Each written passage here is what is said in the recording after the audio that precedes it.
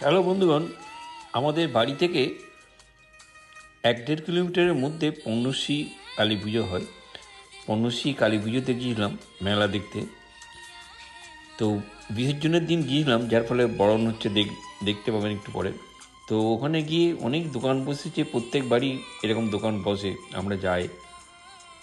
তো এইবারেও গিয়েছিলাম, সব রকমের দোকান রয়েছে।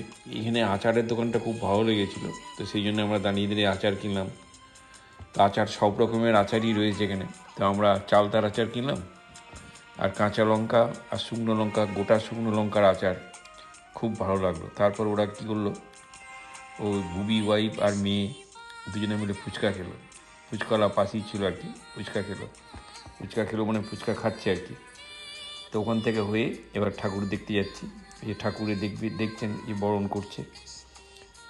ঠাকুরের প্যান্ডেলটা খুব ভালো করেছিল, বেশ সুন্দর করেছিল।